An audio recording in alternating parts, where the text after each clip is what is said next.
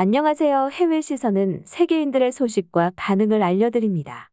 일본의 새 발명품이 외국인들에게 발각된 사진이 커뮤니티에 던져졌고, 이 사진을 본 일본인들이 부끄러워하며 일본의 이미지가 변태들 때문에 망가졌고, 안 그래도 매력이 없는데 변태적 행위 덕분에 일본 남자가 한국 남자에게 인기가 밀릴 것이고, 순환하듯 이러한 현상은 더욱 많아질 거라며, 일본인이 한국인처럼 매력 있어지지 않으면 일반적인 일본 남자들은 생태계에서 밀리고 결국에는 불행한 삶을 마감할 거라고 했습니다. 수많은 일본인들, 그중에도 일본 남자들과 공격 대상이 된 내 도익들 이야기를 해보겠습니다. 일본의 유전적 생물학적 요소로 인하여 한국 남자보다 체격도 작고 왜소합니다. 그리고 각 나라의 문화적 차이가 있어서 한국 남자들은 일본 남자보다 다정하고 매너 있고 또 남자다움이 있다고 알려져 한류와 함께 한국 남자의 인기가 높아졌습니다. 더 이상 일본 남자는 자국에서 인기가 없자 그들을 위로하기 위해서 기상천외한 문화와 상품들이 많이 나오고 있는데 어떤 것들이 왜 생겨났을까요?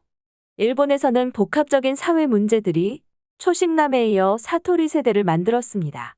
이번 주제에 맞게 간단하게 두 단어의 정의를 이야기하자면 초식남은 2006년 처음 등장한 정의로서 연애에 관심이 없는 남자들을 말하며 사토리 세대는 최근 들어 생긴 것으로 1990년대 전후로 태어나 현재에는 20대 중반 정도의 세대를 말하며 이들은 돈벌이나 출세에 관심이 없고 그렇기 때문에 해외여행, 자동차, 사치품, 그리고 연애와 결혼에도 관심이 없습니다. 그러나 이것은 수많은 세월 유전자를 남기며 진화를 해왔던 인류의 본능과는 다릅니다. 그렇기에 사회문화적 영향 때문에 포기하거나 포기되었던 것뿐이지 인간의 본능은 그대로 남아있게 되고 본능을 위로하기 위한 대체품이 나오고 있었습니다. 그러다가 이제 터질게 터졌다는 느낌으로 그나마 음지에 있던 것들이 양지로 나와서 해외인들에게 발각되자 너무나 쪽팔리고 같은 나라의 사람을 혐오하는 상황인데요. 사진을 보시면 2D 캐릭터의 판넬 아래를 뚫어서 쿠션을 넣어둔 것인데요. 2D 캐릭터에 무릎 베개를 하는 느낌을 내도록 하는 상품이었다고 합니다. 일본은 다다미 생활이나 바닥 생활 덕분에 이성의 무릎을 베는 행위가 애정의 형태였는데 이제는 실제 사람과 그런 정을 나누기 힘든 도태된 사람들 때문에 이런 것이 등장했습니다. 예전부터 비슷한 상품들은 정말 많이 있어서 몇 가지 소개해드리자면 이번 이슈의 원조격이라고 할 수 있는 것은 무릎 베개 방이 있었습니다. 이제는 대중적으로 자리 잡은 일본의 메이드 카페 메이드방에서 처음 무릎 베개를 해주는 시스템이 나왔고 나중에는 귀까지 파주었습니다. 비슷한 상품으로는 엉덩이 베개방처럼 기상천외한 상품들도 있었습니다. 조사하다 보니까 이제는 메이드 카페는 여동생 카페로 진화했다고 합니다. 그 안에서는 손님들을 모두 오빠라고 부르고 스텝은 전부 여동생이라고 하는데요. 솔직히 그냥 객관적 사실만 적으려고 하는데 진짜 개변태 같은 상품이라고 생각되네요. 그 밖에도 껴안고 잠만 잘 수 있는 방 등 간단한 스킨십이 있는 상품들도 많았고 일단 수위를 생각하여 나체를 이용하거나 성적인 행위가 없는 것들만 적어드렸는데 조사를 하다 보니 정말 대단하다. 역시 일본이다라는 말이 절로 나왔습니다. 우리가 일본을 다른 이름으로 성진국이라는 말로 부르기도 하는데 정말 찰떡 같은 별명이 아닐 수가 없네요.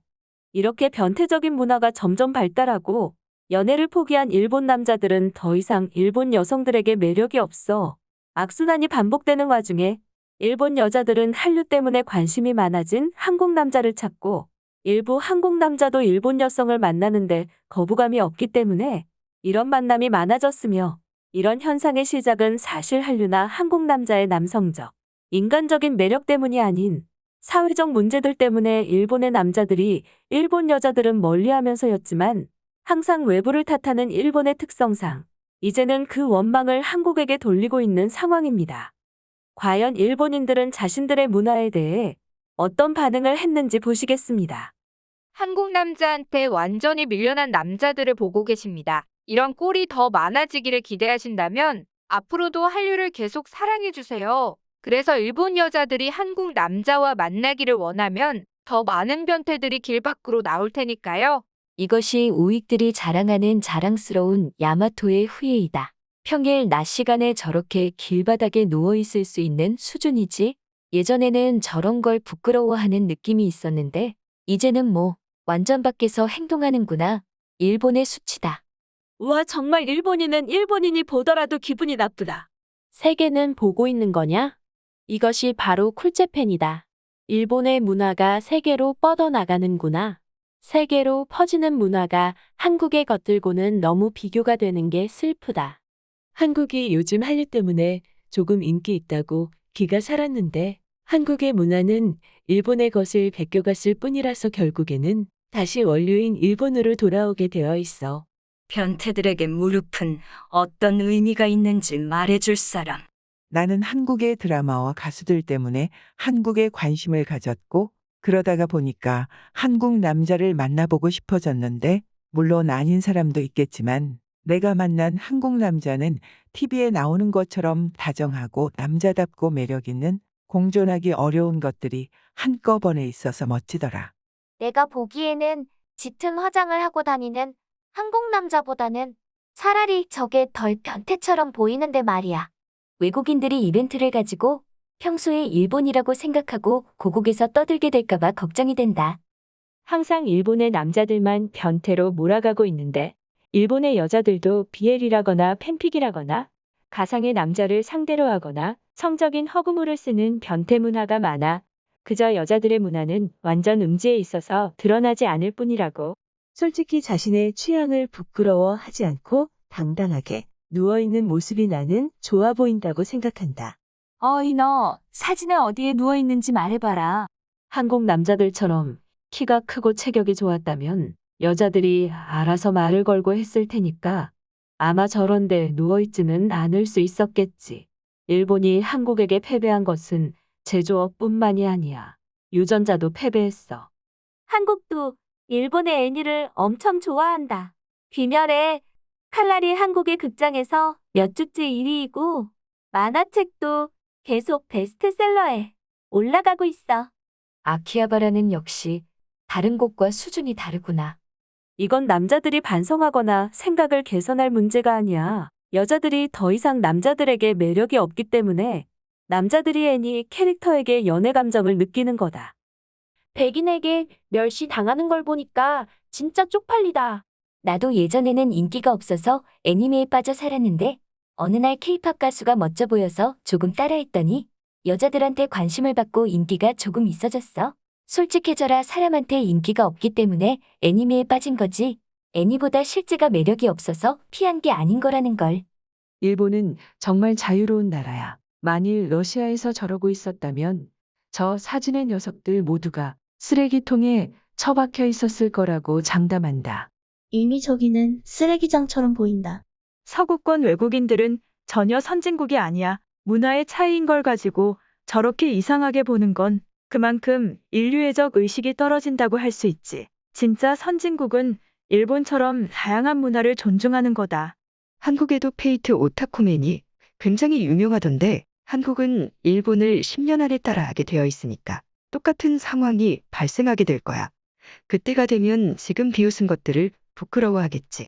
저런 걸 보면 지금 여기서 네카마하는 늙은 넷 우익 아저씨들이 자연스럽게 떠오르게 된다. 변태의 연쇄성이라고 부르면 될까? 내 뇌를 더 이상 더럽히지 않아줬으면 좋겠어.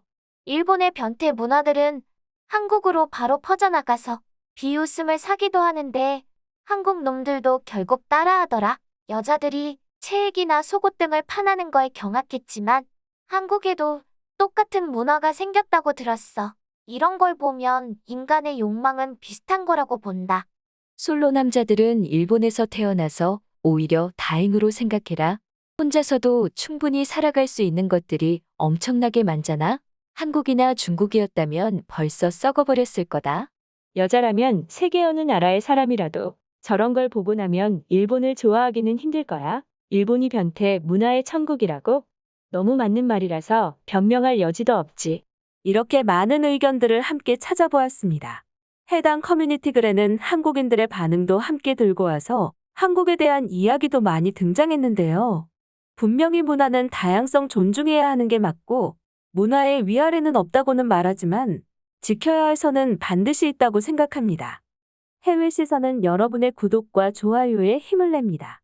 앞으로도 많은 시청 부탁드립니다. 감사합니다.